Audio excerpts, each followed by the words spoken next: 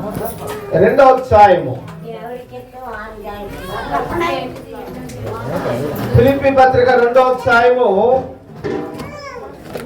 6వ వచనం నుండి నేను చదువుతున్నాను. యేసుక్రీస్తు యొక్క గొప్పతనం ఏంటి? ఆయన దేవుని స్వరూపము కలిగిన వాడయ్యుండి దేవునితో సమానముగా ఉండుట విడిచిపెట్టకూడని భాగ్యమని ఎంచుకొనలేదు గాని మనుష్యుల పోలికగా పుట్టి. నేను మనుష్యుల పోలికగా పుట్టి అనేటువంటి యేసుక్రీస్తు ఎందుకు పుట్టాడని ఈ మధ్యలో నేను నిరీక్షణ టీవీలో మాట్లాడుతున్నప్పుడు మొట్టమొదటి ఎపిసోడ్ నేను మాట్లాడిన తర్వాత నాకు ఈ ప్రపంచ అనుమూలల నుండి ఫోన్లు వచ్చాయి, వేరే దేశాల నుండి ఫోన్లు వచ్చాయి, మన తెలంగాణ నుండి ఫోన్లు వచ్చాయి, ఆంధ్రప్రదేశ్ నుండి ఫోన్లు వచ్చాయి. వాళ్ళలో ఒక ఆయన ఇప్పటి వరకు నాకు సందేహం అండి, యేసుక్రీస్తు ఎందుకు పుట్టాడని. బైబిల్ అయితే చదువుతున్నారు కానీ విడమర్చి చక్కగా ఒక విషయం మీరు చెప్పారండి, ఆ విషయం నాకు చాలా చక్కగా అర్థమైందండి. చీమలు అనేది రోడ్డుకి అడ్డంగా వెళుతున్నప్పుడు చీమలకి అర్థమయ్యేలాగా చెప్పాలంటే చీమల భాషలో చెప్పాలి. చీమల భాష మనిషికి రాదు కాబట్టి మనిషి ఒక చీమ జన్మ ఎత్తి ఒక చీమగా మారి ఆ చీమకు చెప్తే ఆ చీమలన్నీ చక్కగా వింటాయని మీరు చెప్పారు కదా, నాకు చాలా బాగా అర్థమైందండి. అందుకే యేసుక్రీస్తు వారు మనిషిగా పుట్టారని నాకు చాలా బాగా అర్థమైందండి. సంతోషం అండి. ఈ కార్యక్రమాలు మరి చక్కగా అనేకులకు సందేహాలు తీర్చే విధంగా అనేకులు ఆత్మీయంగా బలపడాలని మేము ప్రార్థన చేస్తామండి అని చెప్పారు. ఏమండి? కాబట్టి ప్రియులారా, మనుష్యుని పోలికగా పుట్టాడు ఆయన. చూడండి 6 నుంచి,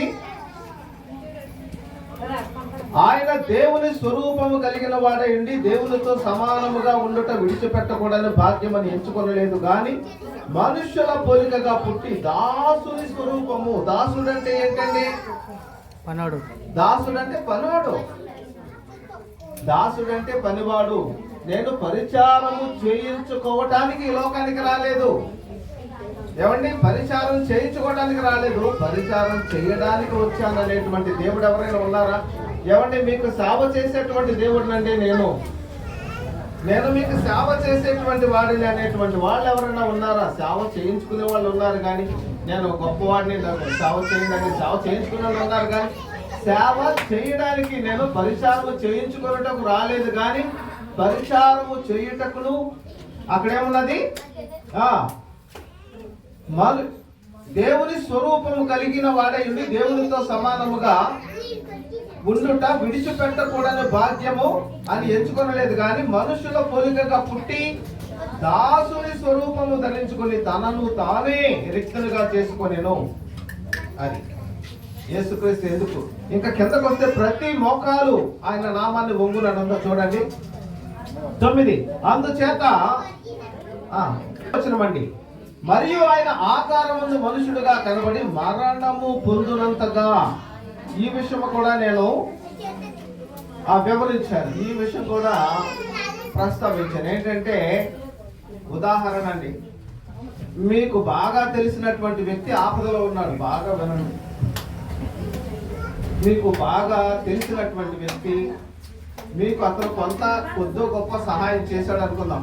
ఆ తెలిసినటువంటి వ్యక్తి, మీకు సహాయం చేసినటువంటి వ్యక్తి మిమ్మల్ని సహాయం అడిగాడు, అయ్యా నేను ఆపదలో ఉన్నాను అంటే వెంటనే మాకు ఏదో సహాయం చేశాడనో లేదా ఎదుటి వారికి సహాయం చేయాలని ఏం చేస్తారు? జేబులో ఉన్న డబ్బులు మొత్తం ఇచ్చేస్తారు. చాలేదు, డబ్బులు ఇచ్చినా చాలేదు. సరే, ఇంట్లోకి వెళ్ళి బంగారం అమ్మేసేసి ఆ బంగారం అంతా ఇచ్చేస్తాం, అయినా చాలేదు. సరే, ఇంకేం చేద్దాం? అతను ఆపద ఇంకా తీరలేదని ఇల్లు అమ్మేశాడంట. తప్పకుండా ఇల్లు అమ్మేసి అతనికి ఇచ్చేసాడట. పొలాలు ఉన్నాయి, పొలాలు అమ్మి ఇచ్చేసాడంట. ఇళ్ల స్థలాలు, పొలాలు అన్ని అమ్మేశాడంట. ఇంకేమీ లేవు, డబ్బులు ఇచ్చేసాడు, బంగారం ఇచ్చేసాడు, ఇల్లు అమ్మేశాడు, పొలాలు అమ్మేసేసి అతనికి ఇచ్చేసాడు. ఇంకా అతనికి కొంత కావాల్సి వచ్చింది. అయ్యా, అప్పుడు ఆ వ్యక్తి అడుగుతూ ఉంటాడు, అయ్యా మరేంటి ఇంకా నాకు సహాయం కావాలంటే నా యొక్క పరిస్థితి ఇంకా తీరలేదు, ఇంకా ఒక చిన్న సహాయం చేయగలరా? ఏం చేయమంటావయ్యా? జేబులో ఉన్న డబ్బులు ఇచ్చేసాను, ఇంట్లో ఉన్న బంగారం అంతా ఇచ్చేసాను, ఇల్లు అమ్మేసేసి మేము అద్దెంట్లోకి వెళ్ళిపోయాము నీకు సహాయం చేయాలని. ఇప్పుడు మా పొలం కూడా అమ్మేసాము, మాకు తినడానికి మరి పొలం నుంచి పంట వచ్చే పరిస్థితి లేదు. ఇప్పుడు ఏం చేయమంటావంటే, నీ ఒంటిలో ఉన్న రక్తం ఉందయ్యా, నీ ఒంటిలో ఉన్న రక్తం, ఆ రక్తాన్ని మొత్తం అమ్మేసేసి నాకు డబ్బులు ఇవ్వచ్చు కదా, రక్తాన్ని అమ్మేసేసి మాకు ఇవ్వమని అంటే ఏ ఒక్కరన్నా ప్రపంచంలో ఇస్తారా? ఆలోచించిన ప్రశ్న మీకు అర్థమైంది. వాళ్ళు అమ్మేసేసి అన్ని డబ్బులు ఇచ్చేసారు, అద్దెలో ఉంటున్నారు, శుభ్రంగా ఏదో కూల్ చేసుకుంటున్నారు, ఏం చేసుకుంటున్నారు, బతికేస్తున్నారు. ఇప్పుడు ఆయన ఏమంటున్నాడు? నీ ఒంట్లో ఇంకా రక్తం, నీవు చనిపోయి నీ రక్తాన్ని నాకు ఇవ్వమని ఏ మనిషి అయినా అడిగితే ఇస్తారా? కానీ యేసుక్రీస్తు వారు మనుషులను ప్రేమించి, మనుషులందరినీ ప్రేమించి, చివరి రక్తపు బొట్టు వరకు కూడా ఆయన మనుషుల కొరకు కార్చి, వారి పాప పరిహారం కొరకు చివరి బొట్టు వరకు కార్చి చనిపోయాడని. అలాంటి దేవుడు ఎవరైనా ఉన్నారు? నీ పాపము కొరకు, పాపము నుండి నిన్ను విడిపించడానికి కొరకు చివరి రక్తపు బొట్టు వరకు కార్చి నీ కొరకు చనిపోయినటువంటి వ్యక్తి నీ కుటుంబంలో కానీ, నీ వీధిలో కానీ, నీ ఊరిలో కానీ, ఈ పట్టణంలో కానీ, దేశంలో కానీ ఏ ఒక్క వ్యక్తి అయినా ఉన్నారా అంటే ఎవ్వరు ఉండరు. కానీ యేసుక్రీస్తు వారు లోకము కొరకు, లోకంలో ఉన్న మనుషులందరి కొరకు చివరి రక్తపు బొట్టు వరకు కార్చి వారి కొరకు చనిపోయాడు. అంతేనా? ఇలా చనిపోయాడు కాబట్టి దేవుడు ఏమన్నాడు ఇక్కడ? ప్రతి మోకాలు యేసు నామములో వంగునట్లు 9. అందుచేత పరలోకంలో ఉన్నవారిలో గాని, భూమి మీద ఉన్నవారిలో గాని, ఫిలిప్పీ పత్రిక 2:9 చదువుతున్నాను. అందుచేత పరలోకమందు ఉన్నవారిలో గాని, భూమి మీద ఉన్నవారిలో గాని, భూమి క్రింద ఉన్నవారిలో గాని ప్రతి మోకాలును యేసు నామములో వంగునట్లు ప్రతి వాని నాలుకయు తండ్రి అయిన దేవుని మహిమార్థమై యేసుక్రీస్తు ప్రభువుని ఒప్పుకొనున్నట్లు దేవుడు ఆయనను అధికముగా హెచ్చించి ప్రతి నామమునకు పైగా నామమును ఆయనకు అనుగ్రహించింది. ఎలా? చనిపోయాడు కదా, చనిపోయిన తర్వాత ఆ సమాధిలో అలాగే ఉన్నాడు అనుకోండి. తనకు మారిన ధర్మం మొదలు చెడ్డ బేరం రెండు మంచి కాదంట. తనకు మాలిన ధర్మం మొదలు చెడ్డ బేరం, మొదలే బేరం చెడిపోయింది అనుకో, అది మంచిది కాదట. తనకు మాలిన ధర్మం, అన్నం కావాలయ్యా అని అడుగుతున్నప్పుడేస్తే నువ్వు పెట్టుకున్న అన్నం పళ్ళు అంత ఇచ్చేస్తావేంటి, మిగిలితే ఇస్తావు, అంతేగాని నువ్వు తినే అన్నం నోటు కాడ నువ్వు తినే అన్నం చేతులు చేసుకుని ఇచ్చేయండి. అంత ధర్మశీలు ఉన్నారా? లేదు. తనకు మాలిన ధర్మం మొదలు చెడ్డ బేరం ఉంది కదా. కాబట్టి యేసుక్రీస్తు వారి దగ్గరకు వచ్చేసరికి యేసుక్రీస్తు వారిని అడిగితే ఆహారం అలా ఇచ్చేసేవాడేమో. 5,000 మందికి 5,000 మంది పురుషులు రొట్టెలు పంచాడు కదా ఆయన. కాబట్టి ఆయన చనిపోయినప్పుడు సాక్షాత్తు దేవుడు ఈ లోకానికి యేసుక్రీస్తును నేను పంపించాను అని చెప్పడానికి దేవుడు ఏం చేశాడంటే, ఆయనను చనిపోయిన తర్వాత వాళ్ళ ఆచారం ప్రకారము సమాధులు పెట్టారు. కానీ యేసుక్రీస్తు వారు ముందే 3 సార్లు ఏం చెప్పారు తెలుసా? నేను చనిపోయిన తర్వాత తిరిగి మళ్ళీ లేస్తా అని చెప్పారు. శిష్యులతో చెప్పారు, జన సమూహంతో చెప్తే ఆ మాట రోమా ప్రభుత్వం వాళ్ళు విన్నారు.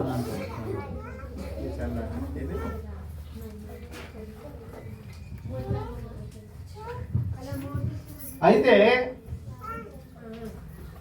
ప్రతి మోకాలు ఆయన నామను వంగాలని చనిపోయినటువంటి ఆయనను ప్రపంచంలో యేసుక్రీస్తు నామాన్ని గొప్పగా చేయాలంటే ఒక అద్భుతం జరగాలి. ఎవరు దేవుడు అని అంటూ ఉంటారండి కొంతమంది.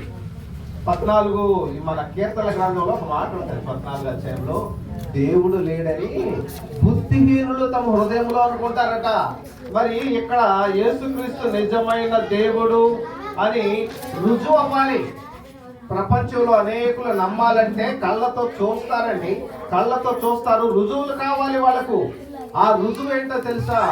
ప్రపంచ చరిత్రలో ఎవరైనా వాళ్ళ పుట్టినరోజు చెప్పాలంటే యేసుక్రీస్తు పేరు చెప్పాలి కదా. రెండో విషయం ఏంటంటే, ఎవరైనా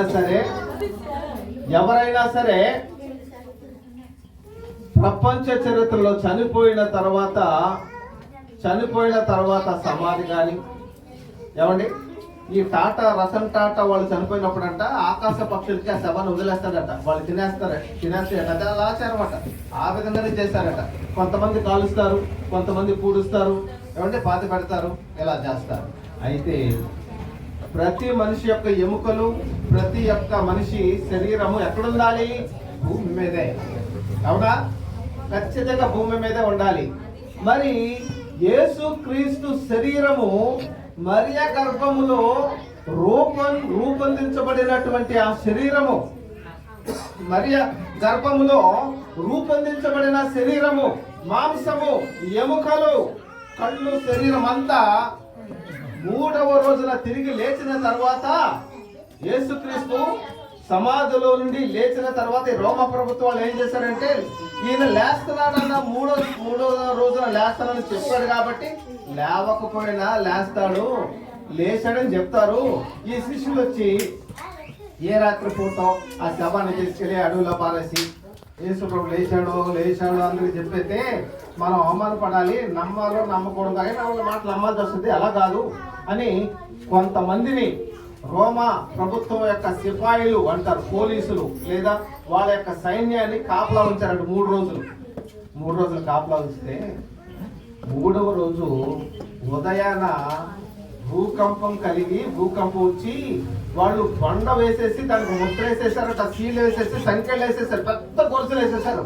ఎవరు తీయకుండా, మనుషులు అనేటువంటి వాళ్ళు ఎవరు తీయకుండా ఏం చేశారు, ఆ పెద్ద రాయి సమాధికి తొలవబడినటువంటి రాయికి, ఆ సమాధికి పెద్ద రాయి వేసి దానికి గొలుసులు కట్టేసేసి ఫిక్స్ చేసి బిల్డింగ్ చేసేసి తాళాలు వేసేసి పక్కన ఉన్నారు వాళ్ళు. భూకంపం వచ్చేసరికి ఆ సంఖ్యలు ఒక్కసారి బద్దలైపోయి ఆ రాయి దాని అంతటా అది ఓపెన్ అయిపోయి యేసుక్రీస్తు వారు తిరిగి లేచి బయటకు రావటం వాళ్ళు చూశారు. దేవుని స్తోత్రం. ఈ రోమా సైనికులు చూసి వెళ్ళి వాళ్ళతో చెప్పారు, అమ్మో మా గుండెలు పగిలిపోయినాయ్యా, చచ్చిపోయిన వాళ్ళ వల్లే మేము అయిపోయాము, ఆయన తిరిగి లేచాడు అని చెప్పినప్పుడు వాళ్ళకి డబ్బిచ్చారట. బైబిల్లో ఉన్న మాట, వాళ్ళకి డబ్బిచ్చి ఈ మాట ఎక్కడ చెప్పకండి. కానీ ప్రపంచం అంతా ఈరోజు యేసుక్రీస్తు లేచాడు. అసలు విషయం ఏంటంటే, ప్రతి మనిషి యొక్క శరీరము నేల మీద కాలి బూడిదయ్య ఉంటుంది, కానీ యేసుక్రీస్తు శరీరము భూమి మీద చిన్న ఎముక కూడా లేదు. చప్పటి కూడా దేవుని స్తోత్రం. హల్లెలూయా. చిన్న ఎముక కూడా, యేసుక్రీస్తు యొక్క చిన్న గోరు కూడా లేదండి. మొత్తం పురావస్తు శాస్త్రవేత్తలట గౌతమ బుద్ధుడు అన్నాడు కదా, గౌతమ బుద్ధుని యొక్క ఏంటవి ఎముకలు దొరికాయి మాటని చూపించి మ్యూజియంలో పెట్టారు. ప్రతి ఒక్కరు వెళ్ళి అమ్మో గౌతమ బుద్ధుని యొక్క ఎముకలు, అమ్మో ఇవి గౌతమ బుద్ధుని యొక్క ఎముకలు అని చెప్పేసి వెళ్ళి ఒక 100 రూపాయలు కోట్లు సంపాదించారు చచ్చిపోయినటువంటి వ్యక్తి పోయికలు. ఎక్కడ మొదలుకొని అమెరికా వరకు అణువున తవ్వుకుంటూ భూమి మొత్తం పెళ్లగించిన యేసుక్రీస్తు యొక్క చిన్న ఎముక కూడా దొరుకుతుంది. దేవుని స్తోత్రం. హల్లెలూయా. That is Jesus. అందువల్ల ప్రపంచంలో ఉన్న ప్రతి ఒక్కరు కూడా, ప్రతి మోకాలు కూడా యేసుక్రీస్తు నామములో వంగాల్సిందే. కొన్నిసార్లు వాళ్ళు ఏం చేస్తారంటే, వాళ్ళ తల్లిదండ్రుల యొక్క ఆచరణల ప్రకారమో సాంప్రదాయాల ప్రకారమో ఉండి, కానీ నిజం అనేది ఒక్కసారి చేసుకున్నప్పుడు తల్లిదండ్రులు విడిచిపెట్టేస్తారు, స్నేహితులు విడిచిపెట్టేస్తారు. ఏమండి, ఎవరైతే గురువులుగా ఉండి ఇది రైట్ అన్నారు వాళ్ళు కూడా విడిచిపెట్టేస్తారు. వాళ్ళ మనసుకి ఏ రోజైతే ఆ యేసుక్రీస్తు యొక్క దర్శనం అనేది వాళ్ళ హృదయంలో తాకుతుందో ఆ రోజు యేసుక్రీస్తు దగ్గరకు వచ్చి మోకరిస్తారు. అదే బైబిల్ చెప్పింది. హల్లెలూయా. ప్రపంచ వ్యాప్తంగా ప్రతి ఒక్కరు కూడా యేసుక్రీస్తును విశ్వసించినటువంటి వాళ్ళు ఈరోజు దేవుని సంఘాలను ఆరాధిస్తూ ఉన్నారు. దేవుని స్తోత్రం. హల్లెలూయా. That is Jesus. ఆ గొప్పతనాన్ని, ఇచ్చాడు. కాబట్టి యేసుక్రీస్తు పుట్టుకే ఒక గొప్పతనం. పురుషుని యొక్క ప్రమేయం లేకుండా యేసుక్రీస్తు పుట్టాడు. యేసుక్రీస్తు జీవితము ఒక అద్భుతము. యేసుక్రీస్తు జీవితంలో ఎవరిని కొట్టలేదు, ఎవరిని తిట్టలేదు, ఎవరిని ఇబ్బంది పెట్టలేదు. ఆయన ఎవరిని బాధ పెట్టలేదు. ప్రియులారా, బాధ పెట్టకుండా పాపము అనేటువంటిది లేకుండా ఆయన జీవించాడు. ప్రియులారా, మనుషులు అంటూ ఉంటారు 3 విషయాల్లో మనుషులు పడిపోతారట. నేను అనేటువంటి వాడు లేకుండా ఏ మనిషి ప్రపంచంలో ఉండడం. ఎంత గొప్పవాడైనా సరే ఎక్కడ పడిపోతాడు? వయసులో ఉన్న వాళ్ళైతే ముందు పడిపోవటం కాదు, డోర్లుకుంటూ వెళ్ళిపోతారు. బొట్లన్నీ బురదైపోతాయి. ఒక్క పల్టీ కాదు, 100 పల్టీలు కొడతారు. ఏమండి? క్రోధము, కోపము లేనటువంటి వాడు లేడు. మతము, అహంకారము లేనటువంటి వాడు, మత్సరము, కుళ్ళు, ఎదుటి వాడిని చూసి వార్చలేనటువంటి మనసు, 4 యేసుక్రీస్తులో లేవు. దేవుడితో ఒక ఆయన నేనే దేవుడు అని వచ్చాడు. ఆ దేవుడు ఆయనలో 4 ఉన్నాయి. కామము ఉంది, క్రోధము ఉంది, మదము ఉంది, మత్సరం ఉంది. నేను దేవుడినండి అని చెప్పుకుని శుభ్రంగా చాలా మందిని మోసం చేస్తున్నాడు. నేను ఏదో బాబాని 4 దేవుడు యేసుక్రీస్తులకు లేవే. కాబట్టి ఆ 4 జయించినటువంటి వాడు యేసుక్రీస్తు. ఆయన జయించాడు కాబట్టి ఏం చెప్పాడో తెలుసా? మీరు కూడా నా దగ్గరకు వచ్చేటువంటి వాళ్ళు కూడా కామము, క్రోధము, మదము, మత్సరము, ఈ 4 మీరు కంట్రోల్ చేసే వాళ్ళైతే నా దగ్గరికి రండి. కంట్రోల్ వాటి మీద మీకు లేదు. ఏమండి? ఆడపిల్ల చూడగానే నాకు అయిపోతాను, వంగిపోతానంటే డబ్బు చూడగానండి టెన్షన్ వచ్చేద్దాను, బాగా ఆశ పుట్టేద్దండి. డబ్బు చూడగానే ఆశ పుట్టేద్ది. ఎదుటి వాడు ఏదైనా పచ్చుకుంటే నేను మాత్రం వారవలేనండి. ఆడు మాత్రం పచ్చుకుండకూడదండి. అంటే ఆడు 10 కోట్లోనే, ఆడికి నాకు 1 కోటే ఉంది, ఆడు 50 లక్షలకి దిగిపోవాలి. అందుకని దేవా నన్ను 20 కోట్లకు చేయనేటువంటి ఆశ కాదు ఇది. ఆ నాశనం అయిపోవాలి. అది మత్సరం. అంటే ఆ మత్సరం అనేది ఎక్కడ చెడు కళ్ళు, ఎదుటి వాళ్ళు బాగుపడతాయి. మన ఇండియా గురించి ఒక విదేశంలో ఉన్నటువంటి వ్యక్తి ఒక మాట చెప్పాడు. ఏం చెప్పాడో తెలుసా అండి? ఇండియన్స్ వాళ్ళు క్రాబ్ లాంటి వాళ్ళంట. క్రాబ్ అంటే పీతలండి, పీతల లాంటి వాళ్ళు అని చెప్పాడు. మీకు అర్థం కాదండి? అర్థమైందా? ఏమర్థమైంది? పీతల లాంటి వాళ్ళంట. పీతలు తెలుసు కదా, పొలాల్లో పీతలు ఉంటాయి, 4 కాళ్ళు ఉంటాయి, 2 డెక్కలు ఉంటాయి. ఆ పీతలు కన్నా లక్షణం ఏంటో తెలుసా? పీతల్ని ఒక 20-100 పీతల్ని బకెట్ వేసామనుకోండి, ఒక్క పీత కూడా పైకి వెళ్దాం. ఎందుకు? ఒక్క పీత కూడా బయటకు వెళ్దాం. వెళ్తుంటే వెనకాల ఉన్న పీత లాగేస్తుంది దాన్ని. ఇప్పుడు ఒక పీత పైకి వెళ్దాం ఒక పీత మీద నుంచి పీత మీద నా మీద కాలేత పెట్టి దాన్ని లాగేద్ది. మళ్ళీ ఇంకో పీత అలా వెళ్తుంటే నా మీద కాలేత మళ్ళీ లాగేద్ది. మళ్ళీ ఇంకో పీత పైకి వెళ్ళిందంటే ఏంట్రా నువ్వు పైకి వెళ్తావా మమ్మల్ని లాగేద్ది. అక్కడ ఏముంటాయి? ఎక్కడికి వెళ్ళవు గొర్రె తోక బెత్తుడు అన్నది. వీడు బాగుపడేవాడిని బాగుపడేవాడు. అది దట్ ఈస్ ఇండియన్స్ అన్నాడు. కాబట్టి యేసుక్రీస్తు ఇవ్వడానికి వచ్చాడు. ఆయన ప్రాణాన్ని ఇచ్చాడు. దేవుడు ఆ ప్రాణాన్ని తిరిగి ఆయనకి ఇచ్చాడు. దేవుని స్తోత్రం. నువ్వేదైనా సరే దేవునికి నువ్వు ఇచ్చావనుకో, నువ్వేదైతే ఇస్తావో అది నీకు వచ్చేది. నోటితో చెప్పండి, ఏదైతే నువ్వు ఇస్తే అది నీకు వచ్చేది. డబ్బు ఇస్తే డబ్బు వచ్చేది, ప్రాణం ఇస్తే ప్రాణం వచ్చేది, వస్త్రం ఇస్తే వస్త్రం వచ్చేది. అందుకే నేను ఇచ్చేవాడిగా ఉండాలి. దేవుని స్తోత్రం. చిన్నవారికైనా సరే నాకు వచ్చింది 100 రూపాయలు లేకపోతే 1000 రూపాయలు వస్తుందా? 100 రూపాయలు ఒక కానుక ఏదో తీసి ఒక వ్యక్తికి నువ్వు ఇచ్చేటువంటి స్థితిలో నువ్వు ఉన్నావు అనుకో, ఆ 100 కాస్త 1000 అవుతుంది, 1000 కాస్త 1,00,000 అవుతుంది. చిన్న మాట చెప్పి నువ్వు ముగిస్తాను పిల్లరా. ఈ యొక్క క్రిస్మస్ సందేశాన్ని చిన్న ఒక మంచి విషయం చాలాసార్లు చెప్పుంటాను, కానీ ఈ సందర్భంలో చాలా బాగుంటుంది.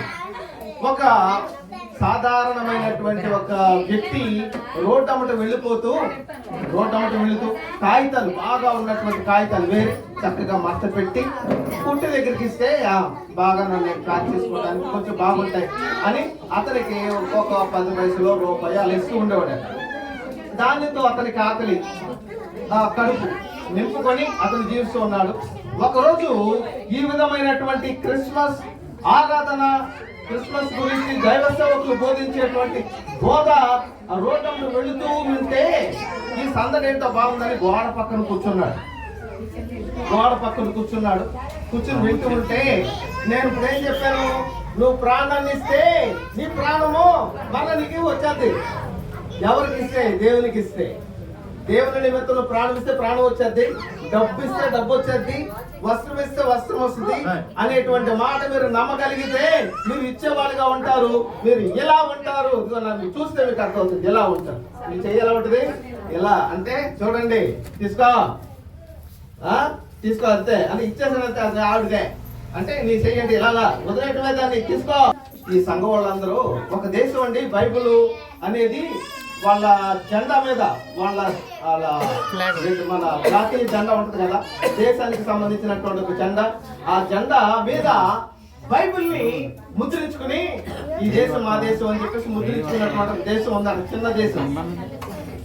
ఎప్పుడైతే ఆ దేశం వాళ్ళ జాతీయ జెండాని ముద్రించుకున్నారో దేవుడు ఆ దేశాన్ని చూసి, దేవుడు కూడా బైబిల్ గ్రంథాన్ని ప్రేమించారు. వీళ్ళు జెండానే, ఆ బైబిల్నే జెండా మీద పెట్టారంటే వాళ్ళ హృదయంలో దేవుని వాక్యం ఉంది. వాళ్ళందరూ కూడా ఇచ్చేటువంటి వాళ్ళుగా ఉన్నారు, తీసుకునేటువంటి వాళ్ళుగా లేరని చెప్పేసి వాళ్ళందరినీ కోటీశ్వరులు చేసేసారంట దేవుడా.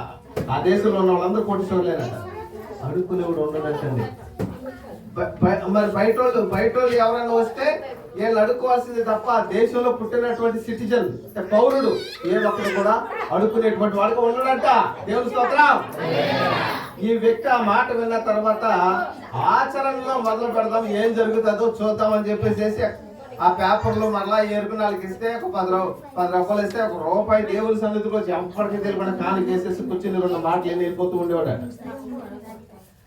ఎప్పుడైతే ఒక 10 రూపాయల నుంచి ఒక రూపాయి వేసాడో మరుసటి రోజు 20 రూపాయలు వచ్చినాయంట. అతనికి పేపర్లు అనేవి 20 రూపాయలు 2 రూపాయలు వేసాడంట. ఒక నెల అయిన తర్వాత అంట అతనికి 200 అయినాయి అంట. ఏమంటే 200 అయితే ఎంత వేసాడు? 20 రూపాయలు వేసాడు. అలా కొంతకాలానికి 2000 అయినాయి, ఆ తర్వాత 20,000 అయినాయి, ఆ తర్వాత 2 లక్షలు అయినాయి, ఆ తర్వాత 2 కోట్లు అయినాయి, ఆ తర్వాత 20 కోట్లు అయినాయి, ఆ తర్వాత 200 కోట్లు అయినాయి, 2,000 కోట్లు అయినాయి. ఆ లెక్కలేనంత వచ్చేస్తుంది. ఇక్కడ ఏంటండి ఎంత నమ్మాలి కదండి, మీరు ఇలా చెప్పేస్తారు. నమ్మాలి కదా మేము. ఏంటి ఎలా వచ్చేసినట్టు ఎలా అవుతాయి చెప్తాను చూడండి. ఆ వ్యక్తి పేరు కూడా మీకు చెప్తాను. మీరు నేను కరెక్ట్ గా చెప్తాను. పళ్ళు తోముకోవడానికి ఒక పేస్ట్ పేరు చెప్పండి. William Colgate. ఏమండి? Dabur red. Very good. Dabur red. Colgate అనేది ఉంటుంది కదా, అది కోల్గేట్ అనేది పేస్ట్ పేరు కాదు, మనిషి పేరు. ఆ మనిషి పేరు కోల్గేట్ అనేటువంటి మనిషే ఒకనొక నాడు పేపర్లు ఏరుకుంటూ రోజుకు ₹1 అది సంపాదించుకుంటూ ఒక చర్చి గోడ పక్కన కూర్చుండి దేవుని మాట విని ఇస్తే గొప్పవాళ్ళు అవుతారన్న మాట విని ఇవ్వటం ప్రారంభించినటువంటి వ్యక్తి పేరు అది. ఆ కోల్గేట్ అనేది ఒక పేస్ట్, కొన్ని ప్రొడక్ట్స్ అమ్ముతూ దాని మీద ఉన్న ప్రాఫిట్ నమ్మకంగా దేవుని సన్నిధిలో ఇస్తూ అమ్ముతూ ఈ దేశం అయిన తర్వాత ఇంకో దేశం, ఒక దేశానికి ప్రోడక్ట్ వెళ్ళటం అంటే మామూలు విషయం కాదు. ఆ ఊరికి వెళ్ళింది, అందరూ బాగుంది అన్నారు.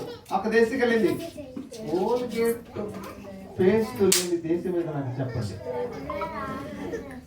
వింటున్నారా? కోల్గేట్ పేస్ట్ అనేది ఎంత? 30 రూపాయలు, 100 రూపాయలు, 200 గ్రాములు ఉంటుంది. చిన్నదే 10 రూపాయలు కూడా దొరికేది. పేస్ట్ లేని ఉందా? ఈ రోజంట ఒక 10% అనేది తను ఉంచుకొని అవే కొన్ని వేల కోట్లు అంట. అతను బ్రతుకుండగా తన శుభ్ర దశలో 90% విచ్చేసి పేద సేవకులకు, పేదవాళ్లకు పనిచేయండి అని చెప్పారు. దేవుని స్తోత్రం. ఏమండి? God is the real God. యేసుక్రీస్తు నిజము, యేసుక్రీస్తు పంపించినటువంటి దేవుడి నిజము. మనము నమ్మగలిగితే, నమ్ముట నీ వల్లనైతే నమ్ము వారికి సమస్తము సాధ్యమవుతాయి. నమ్మటం నీ వల్లనైతే నమ్మువానికి సమస్తము సాధ్యమవుతాయి. నీవు నమ్మటం అనేది నీకు చేత కాకపోతే ఎప్పటికీ కూడా నీవు ఎక్కడ వేసిన గొంగలు అక్కడే ఉంటావు. అతను ఒక పేపర్ లేరుకునేటువంటి వ్యక్తి, పేద టాప్ మోస్ట్ కలిపి వేల కోట్లు సంపాదించేటువంటి స్థితిలోకి అతను వెళ్ళగలగడానికి కారణం వాక్యాన్ని విని ఆచరణలో పెట్టడం. మనం భౌతికమైనటువంటి నేత్రాలతో చూసి నాకేం దొరుకుతుందా, నాకేం దొరుకుతుంది, ఎక్కడికి వెళ్తే ఏం దొరుకుతుందా అని చెయ్యలా పెడితే నీ జీవితకాలం కూడా నీ చెయ్యి అలాగే ఉంటుంది. చెట్టును చూడు ఇస్తుంది, సూర్యుని చూడు ఇస్తుంది, భూమి చూడు ఇస్తుంది, గాలిని చూడు ఇస్తుంది. ఏది తీసుకోవట్లేదే, అన్ని ఇచ్చేవే. దేవుడు కూడా ఇచ్చేవాడే. అందుకే మీరు దేవుళ్ళుగా దైవత్వములోనికి మారిపోండి. అతను నేను రుచి చూశాను, నీవు రుచి చూడలేదు, నీవు తెలిసి కూడా రుచి చూడలేదు. వస్తున్నావు వెళుతున్నావు, వస్తున్నావు వెళుతున్నావు, ఏదో అంటి ముట్టనట్టుగా తామరాకు మీద నీటి బుట్టలాగా వస్తున్నావు వెళుతున్నావు, కానీ నీ మనసు అనేది అంటు కట్టబడలేదు ఆయనతో. ఆయన మాట నా యందు వీరును మీ యందు నా మాటలు నిలిచి ఉంటే మీకు ఏది ఇష్టమో నేను ఇచ్చేస్తాను. కానీ నా యందు మీరు లేరు, మీ యందు నా మాట లేదు. మీరు వస్తున్నారు వెళుతున్నారు, వస్తున్నారు వెళుతున్నారు, వస్తున్నారు వెళుతున్నారు, వస్తున్నారు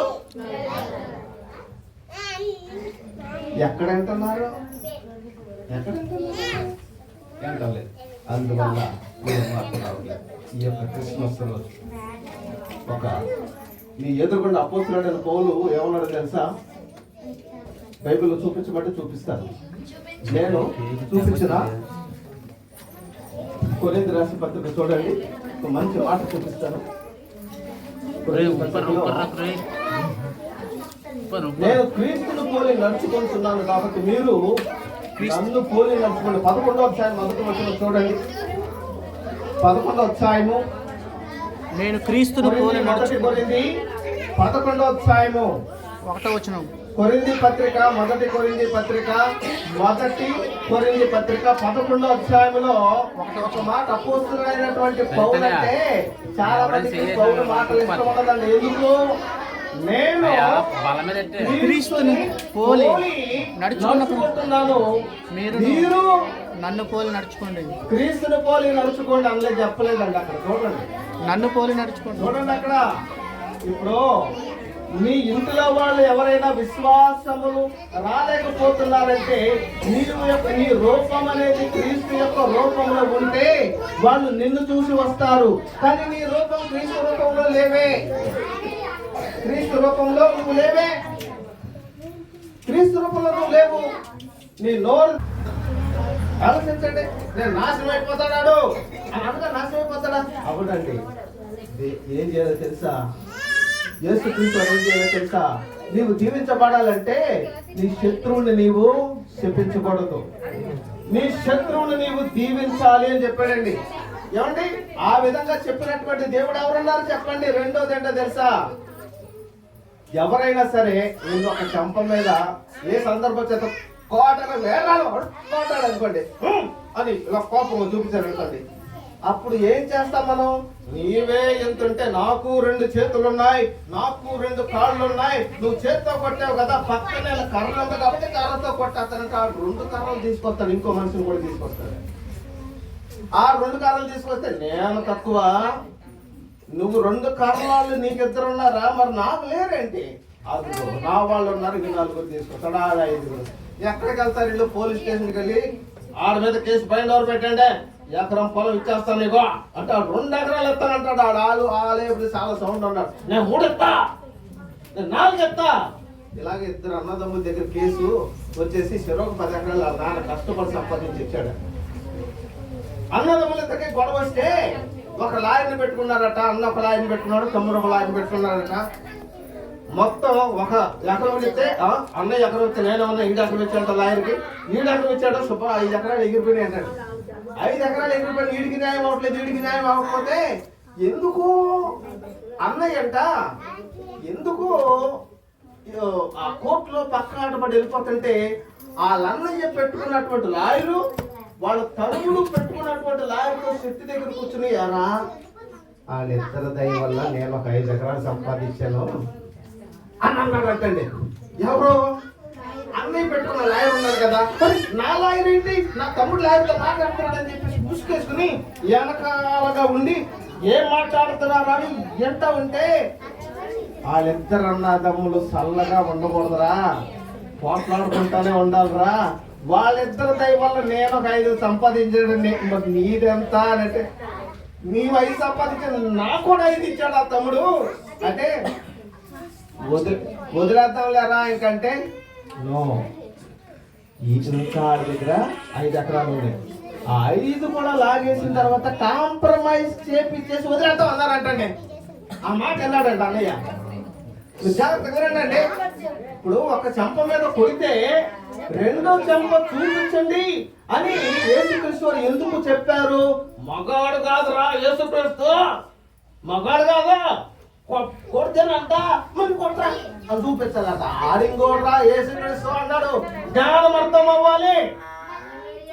యేసుక్రీస్తు ఎందుకు ఆ మాట అన్నాడు? జ్ఞానం అర్థం అవ్వాలి. వీళ్ళిద్దరు ఎన్న తర్వాత అన్న ఏం చేశాడా? వెంటనే తమ్ముడి దగ్గరికి వెళ్ళిపోయి తమ్ముడు కాళ్ళ మీద పడిపోయి, తమ్ముడు నన్ను క్షమించు అన్నాడట. అన్నాడు. ఎందుకంటే మనోడికి క్షమాపణ వచ్చింది. విన్నోడు పెద్దోడు ఎన్నాడు వినలేదు కదా, వీడికి వినలేదు కదా, వీడికి తెలియదు. వాళ్ళు అక్కడ మన లాగేస్తా వచ్చారు రా ఉన్నదన్నా కాపాడుకుందామని చెప్పేసి అంటే నేను క్షమించను, నువ్వు క్షమించకపోయినా సరే నేను క్షమిస్తున్నాను, నీ మీద నన్ను కేసు వెనక్కి తీసేసుకుంటున్నారట. అంతే నేను అంటే అన్నాడు. గీసుకో పెంచు తిప్పాయి. నా తమ్ముడికి 5 ఎకరాలు ఉంటాయి, నాకు ఇంకా 5 ఎకరాలు ఉంటాయి అని చెప్పేసి వెళ్ళారు. లేదంటే ఏమవుతుందంటే కాబట్టి ప్రియులారా, యేసుక్రీస్తు జీవితం ఒక అద్భుతం, యేసుక్రీస్తు మరణం ఒక అద్భుతం, యేసుక్రీస్తు పుట్టుక ఒక అద్భుతం, యేసుక్రీస్తు పలికిన ప్రతి మాట ఒక్క మాటలు ఎంత ఉందో తెలుసా? ఒక మాట విని విలియం కోల్గేట్ అయినా కోటీశ్వరుడు అయిపోయాడు. ఈ మాట జరిగిన సంభవాన్ని చూసి యేసుక్రీస్తు ఒక చెంప మీద కొడితే రెండో చెంప చూపించి, అందుకనేనండి నా జీవితంలో చిన్ననాటి నుండి నేను ఎవరైనా నన్ను కొట్టడానికి వచ్చారనుకోండి, అయ్యా కొట్టేయండి వేదకాలంలో మామూలుగా ఉంటా, ఒక కొట్టారనుకోండి, ఎదురు తిరిగి కొట్టలేదండి ఎవరిని. నా జీవితంలో తిట్టారు, ఎదురు తిరిగి ఎవరు తిట్టలేదండి. కొంతకాలం తర్వాత వాళ్ళ పరిస్థితులు నేను చూసినప్పుడు, నా పరిస్థితులు చూసినప్పుడు నన్ను కొండ మీద నిలబెట్టాడు దేవుడు. వాళ్ళు ఎక్కడున్నారు అక్కడే రాలేదు. నీవు కూడా ఒక దెబ్బను కొడితే దెబ్బ తిను, కొట్టుకో. దెబ్బ తిన్నవాడు కొండ ఎక్కుతాడు, చెప్పండి నోడుదో. దెబ్బ కొట్టినోడు ఎక్కడున్నాడో అక్కడ ఉంటాడు. అది మార్పు చెందటమో మార్పు చెందకపోవటం అనేది మీ చేతుల్లో ఉన్నది. అవునా? మేము మార్పు చెందుతామండి. దేవుని మాటలు మా హృదయంలో ఉంచుకొని మేము మా హస్తాన్ని పైకి ఎలా ఉంచుకొని ఇచ్చేటువంటి వారుగా మేము ఉండాలనుకుంటున్నామండి. ఇచ్చేటువంటి వారుగా మేము ఉండాలనుకుంటున్నామండి. చచ్చిపోయేంత వరకు కూడా ఇచ్చేలాగా ఉండు. నువ్వు ఎంత ఎన్ని ఎకరాలు ఉన్నా రూపాయి వెనక రాదు నీకు. ఎక్కడ దాకా ఎందుకు నీ శరీరాన్ని తీసుకెళ్ళలేవు. నువ్వు నీ శరీరం మీద ఉన్నటువంటి పోపు కూతురు వచ్చి అమ్మా అని కరెక్ట్గా చెయ్యి మీద చేయాల్సింది, చెవి మీద చేయాల్సింది అమ్మా అంటుంది. అక్కడ ఆ శవాన్ని పూడ్చేటప్పుడు లాగి పూర్తిని కట్టేసి వెళ్ళిపోతుంది. ఈవిడ చచ్చిపోయిన తర్వాత కూడా ఇది ఎప్పటికీ ఏమవుతుంది, మళ్ళీ అది ఎవరో లాగేసుకుంటారు. కాబట్టి నువ్వు ఇచ్చేవాడుగా ఉండు, ఇచ్చేవాడుగా అనేకలు ఇచ్చేయి. అది నిజమైన క్రిస్మస్. దేవుని హల్లెలూయా. కళ్ళు మూసుకోండి, ప్రార్థన చేద్దాం. జీవం కలిగిన మా ప్రభు మీకు వందనాలు. మంచి మంచి విషయాలు మేము ఆలోచించాలి. ఒక రోడ్డున తిరిగేటువంటి ఒక చిన్న వ్యాపారులు వేరేవాడు కోటీశ్వరుడు ప్రపంచాన్ని శాసించగలిగిన స్థితిలోకి వెళ్ళిపోయాడు. కారణం ఈ మాట. గాంధీ గారు, ప్రపంచంలో ఎంతో మంది స్వతంత్ర యోధులు ఉన్నారు, కానీ గాంధీ గారికి వచ్చినటువంటి గొప్పతనం ఎవ్వరికి రాలేదు ప్రభు. ఇండియా కరెన్సీ అంతటిలో కూడా గాంధీ గారి బొమ్మ లేకుండా కరెన్సీ లేదు.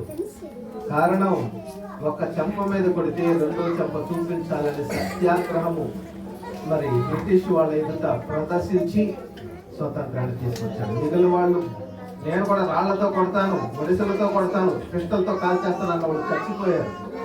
గాంధీ గారిని చంపలేకపోయారు. ఎందుకు? సత్యాగ్రహం. నన్ను నేనే అన్నం తినకుండా ఉంచుకుంటానయ్యా, మా దేశాన్ని విడిచిపెట్టాలయ్యా అంటే కనికరం పడి ఇచ్చేశారు. ఆయన ఎక్కడ నుండి మాట కాపీ చేశారంటే యేసుక్రీస్తు దగ్గర నుండి.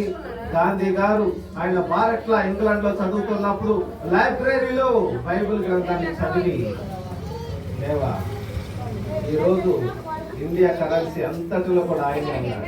కాబట్టి ప్రభు మేము కూడా మీ మాటలు మా హృదయంలో ఉంచుకొని వాటి ప్రకారంగా చేసి మేము ముందుకు సాగాలని అనుకుంటున్నాం. చెప్పండి, అట్టి బాధ్యత దయచేసి వేస్తున్నాం వచ్చిన తండ్రి. అందరు వందనాలు. ఈ సమయంలో చిన్న కార్యక్రమాన్ని మనం చేసి